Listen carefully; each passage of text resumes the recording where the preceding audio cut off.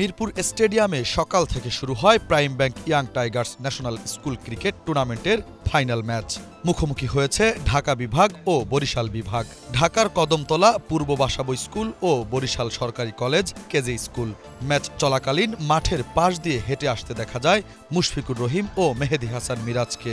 তারকা দুই ক্রিকেটারকে দেখে গ্যালারি থেকে চিৎকার করতে শুরু করেন স্কুল কলেজে পড়ুয়া ভক্তরা। ভক্তদের দাবি ছবি তুলবেন তারকা দুই ক্রিকেটারের সাথে। তাই তো ভক্তের আশা পূরণে কাছে এগিয়েও গেলেন মুশি ও মিরাজ। ভক্তদের মোবাইল ফোনে মাঠের ভিতর থেকে সেলফি তুলে তাদের মনের স্বপ্ন পূরণ করলেন ক্রিকেটাররা। প্রিয় দুই ক্রিকেটারকে কাছে পেয়ে উচ্ছ্বাসিত ভক্তরাও। বরাবরই মিরাজ মুশফিক ক্রিকেট ভক্তদের কাছে খুব প্রিয়।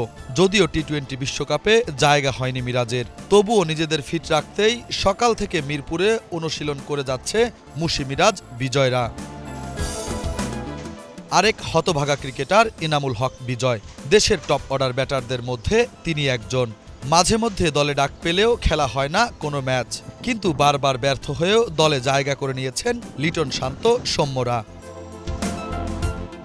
সকাল থেকেই ইনডোরে ব্যাটিং প্র্যাকটিস করে যাচ্ছেন এই উইকেট কিপার ব্যাটার।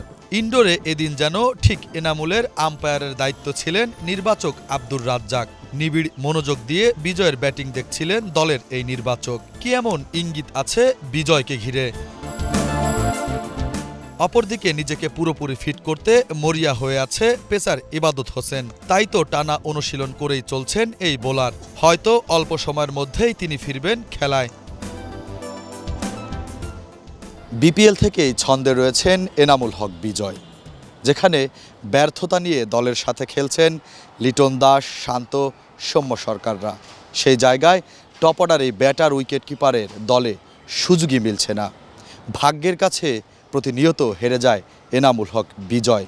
তারপরও প্রতিনিয়ত নিজেকে প্রস্তুত করে রাখেন এই ব্যাটার। কখন ডাক আসবে জাতীয় দল থেকে, খেলবেন জাতীয় দলে, দিবেন নিজের সেরাটা, সেই প্রত্যাশায় থাকেন এনামুল হক বিজয়। মিরপুর থেকে শুভ খান, বাংলা ভিশন, ঢাকা।